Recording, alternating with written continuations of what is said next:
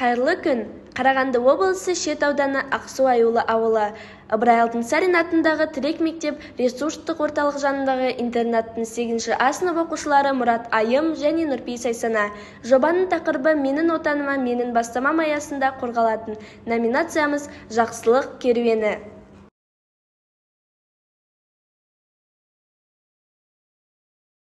Жақсылық адам бойындағы ең асыл қасиеттердің бірі. Ол мейірімділік пен жанашырлықтан бастау алады. Жақсылық жасау үшін міндетті түрде үлкен іс атқару қажет емес. Кішкентай ғана көмектің өзі біреудің өміріне үлкен өзгеріс әкелуі мүмкін. Мысалы, досына көмектесу, үлкендерді құрметтеу, кішілерге қамқор болу, мұқтаж жандарға қол ұшын беру, осының бәрі шынайы жақсылықтың көрінісі. Жылы сөз айтып біреудің көңілін көтерудің өзі де үлкен игі іс болып табылады. Жақсылық жасау арқылы біз тек басқа адамдарға ғана емес, өзімізге де пайда келтіреміз. Себебі жақсылық адамның жүрегін жұмсартып, өмірге деген көзқарасын жақсартады. Әрбір жасалған игі іс қоғамды мейірімді, бірлікті және тату етеді. Осындай игі істер арқылы біз айналамызды жақсарта аламыз. Әр адам кішкентай болса да жақсылық жасаса, қоғамымыз мейірімді әрі бірлікке толы болады. Сондықтан біз бұл акция арқылы барлығын жақсылық жасауға шақырамыз және әрдайым бір-бірімізге қолдау көрсетуді насихаттаймыз.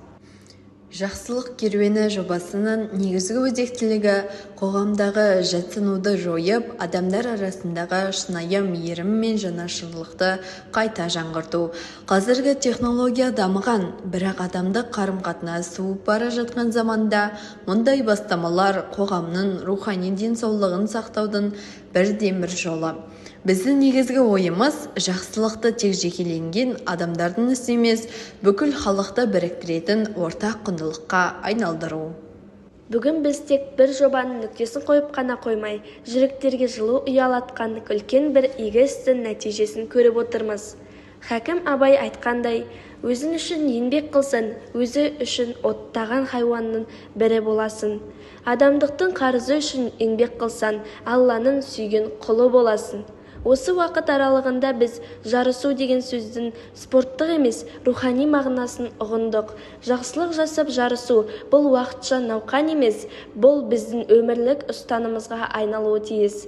Жоба аяқталғанымен мейірімділік эстафетасы тоқтамайды.